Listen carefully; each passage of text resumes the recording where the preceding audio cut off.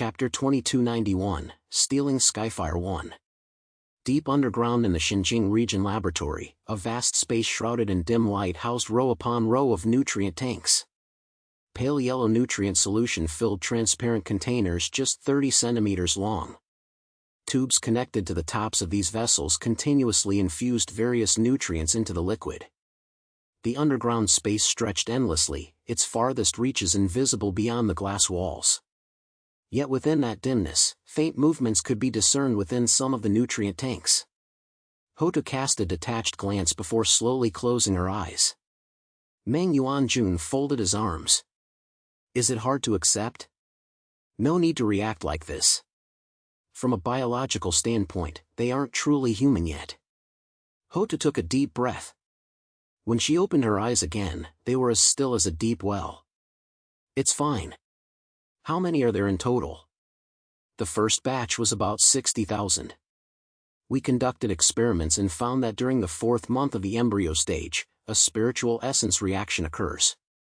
So we can conclude that by the 4th month of human embryonic development, the rules of this world allow ether fragments to enter their bodies. Meng Yuanjun chuckled softly. It's rather strange, really.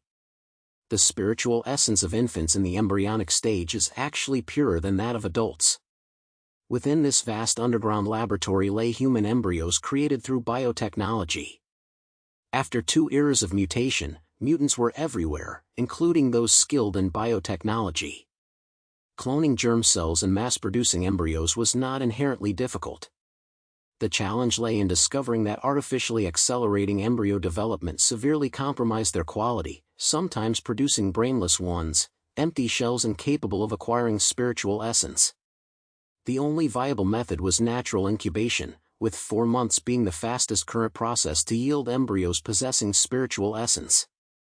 Hotu stroked the glass wall before her and murmured softly, "When I journeyed beneath the Qinling Mountains, I met an elder of the Dragon Clan.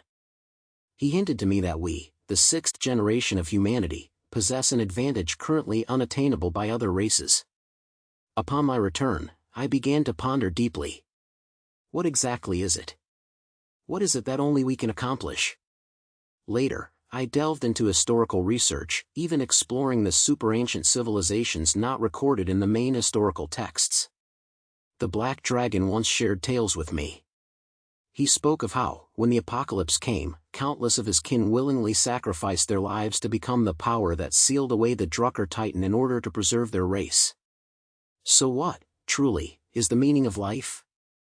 Hotu shook her head, a faint, bitter smile touching her lips. The Creator fashioned humanity merely as tools for observation. So we shouldn't take ourselves too seriously. Why couldn't we use humanity itself as a tool? Meng Yuanjun glanced at Hotu and remarked indifferently, "Therefore, the only advantage of the current generation is that they are not bound by the Creator's rules. They can reproduce without limit, exploiting this loophole-like method to acquire ether fragments. Once we master this technique, we can amass vast quantities of spiritual energy. And thus, grow stronger. In times past, such actions would have been considered sacrilegious. But in an age of chaos, when the world faces utter ruin, when humanity itself may perish, no one knows. Therefore, any means necessary to defend their homeland, they would attempt. However," he continued, "they have already attained sentience. Absorbing their power would be akin to committing murder. Death leads to hell, you know." Meng Yuanjun gave Hotu a deep look, his tone tinged with amusement. "It matters not." Hotu's expression remained impassive. "Is this mortal realm not already akin to hell? I must grow powerful to protect everything. Whatever the consequences, I am willing to accept them." Upon hearing Zhang Yi's news, all major regions were naturally overjoyed, their excitement beyond measure. This could be called Huashu Kingdom's most magnificent victory since the apocalypse, truly a triumph that shook the world. But Zhang Yi promptly reminded everyone, "I hope this remains internal knowledge for now. Don't rush to spread it outward." Luya, Hanshanzhua was puzzled by Zhang Yi's words. Why? Such a triumph should be proclaimed far and wide. Let other nations know our might. Who would dare provoke us then? It would also serve as a warning to other underground civilizations, to steer clear of us. Zhang Yi shook his head and explained to God Luya and the others, the situation isn't as simple as you imagine. If this incident leaks out, it would effectively expose our true capabilities. The Wulwan Empire is merely one among many underground civilizations. Moreover, based on my assessment, their strength isn't particularly advanced within the underground civilizations. The situation remains unclear. We need to maintain a low profile, otherwise, we could easily become sitting ducks in the future. Zhang Yi's considerations were thorough. After witnessing the civilizational might of the Yihan tribe, he had come to deeply realize that this world harbored numerous entities that seemed like gods to humanity. Among the known ones were the Yihan tribe and the Qinling Mountain Dragon clan, whose strength remained difficult to gauge. Even now, though Zhang Yi could barely manage to kill Jinglu using various methods, yet his reverence for the Qinling Mountain Dragon clan had not diminished, it had only deepened. The scene of the white dragon slashing Jinglu in two with two sword swings to land still burned vividly in his memory. Now it seemed Jinglu's strength had already reached 52,000 points. Therefore, the strength of the white dragon must be at least 60,000 points or higher. And this was merely the only Qinling mountain dragon he had ever encountered. Furthermore, the dragon clan showed no interest whatsoever in the territories or resources of the Huashu kingdom. This magnanimity and composure far surpassed anything the Wulwan Empire could muster. Thus, it's evident that the civilization level of the Dragon Clan far surpasses that of the Wulwan Empire. How many civilizations like the Yihan tribe and the Dragon Clan exist in this world? No one knows. Over the planet's 4.6 billion years of existence, 6 generations of humanity have emerged. The first generation was swiftly eradicated, while the 6th generation appeared merely a million years ago. During the billions of years in between, the Drucker, Ecuadorian, and Arcs constituted a collective term for a single human lineage. It was not a single race. For instance, the Dragon Clan, the Wulwan clan of the Wulwan Empire, and the Three-Eyed clan of the Underground Demon Kingdom in the southwest region all belonged to the reptilian Ecuadorian lineage. However, the civilizations separated by these periods could span millions or even tens of millions of years. Even the 6th generation of humans, within a mere million years, diverged into land-dwelling humans, sea-dwelling merfolk, and fish-people tribes.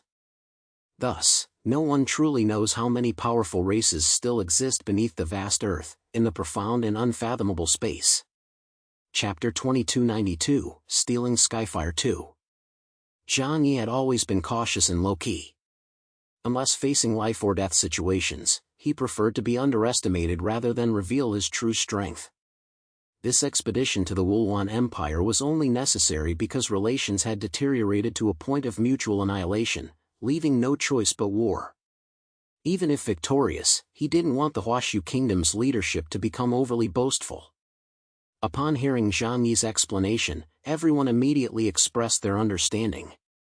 Han Shanzhua sighed. "You're truly my brother, Chaos. You always think things through. Fine, I'll listen to you. Just give me orders, and I promise to handle everything perfectly." Han Shanzhua had now changed how he addressed Zhang Yi. Where he once called him brother, he now addressed him as elder brother. This fellow was quite perceptive, recognizing that the current Zhang Yi was far beyond his reach, someone he could only look up to. Meanwhile, Meng Yuanjun chuckled over the communication channel. "Chaos, just curious, after crushing the Wulwan Empire, the spoils must be substantial, right?" The moment those words aired, high-ranking officials across all major regions perked up. Even the genuinely laid-back Undertaker of the Southwest region couldn't help but glance over. This expedition had effectively drained the reserves of every major region, all poured into supporting Zhang Yi's war effort. Now came the moment to divide the spoils. They were all eager to settle accounts fairly, like brothers who keep clear records. Zhang Yi's lips curved upward. "Rest assured. The strategic resources here are abundant. I will allocate them to you according to the proportion of your contributions." Ha ha, with that promise, we're completely at ease.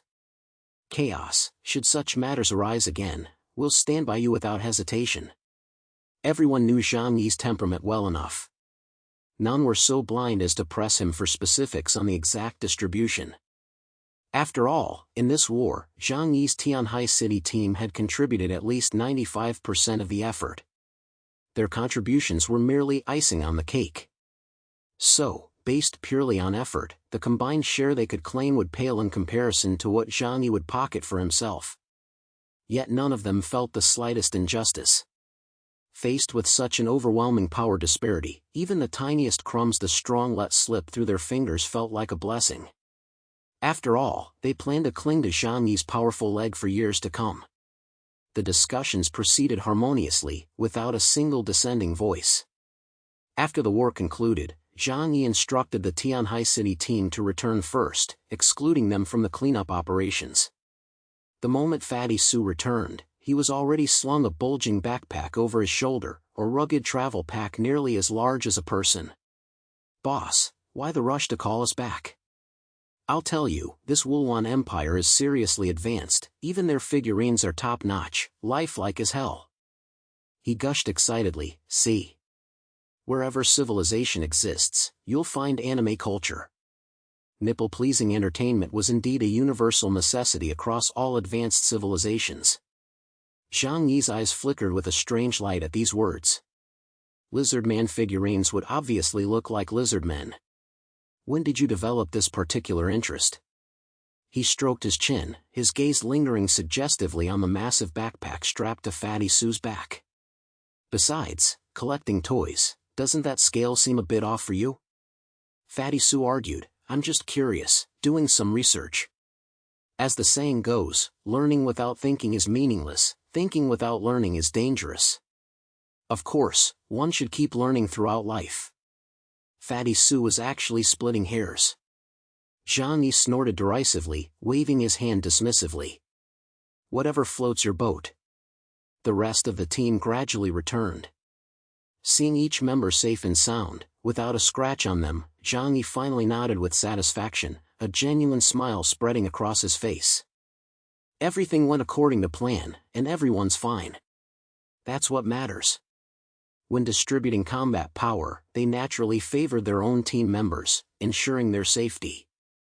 Uncle Yu, covered in dark green lizardman blood, spoke to Zhang Yi with lingering satisfaction. "Zhang Yi, I was in the thick of the fight. Why did you suddenly call us back? Is something important happening?" Zhang Yi sat cross-legged upon the golden throne, smiling faintly. "Not exactly. It's just that I've already secured the vast majority of strategic resources across the entire Wulwan Empire. We ought to let the other region's mutants taste some rewards. So leaving the cleanup to them is only fair." His explanation earned nods of understanding from the others. "Old Zhang, just how much loot did we grab this time? Can I take a look?" Deng Shintong's eyes sparkled with curiosity. After such a fierce battle, they were like gamers who'd cleared a level, eager to see their rewards. Zhang Yi scanned the group. Curiosity and anticipation filled every pair of eyes. He chuckled. "All right, I'll show you." But, his expression turned serious. "You must keep your mouth shut. Once we leave here, you tell no one." He gave Deng Shintong a pointed look. "Old Deng, not even your uncle. Got it?" Deng Shintong's eyes widened. "So you're saying the loot is beyond what anyone could imagine, right?" Zhang Yi nodded. "Exactly." Deng Shintong's breathing quickened. He stepped forward and spread his hands. "Old Zhang, you know how I feel. I've always treated you like family, my dearest brother." Zhang Yi's mouth twitched. "Enough, enough. We know each other inside out. Cut the crap." Zhang Yi's gaze swept over the assembled group. Everyone present was a member of his team. Deng Shintong was considered a semi-outsider, and there was also the newcomer, Blue Bird, Li Yanyan.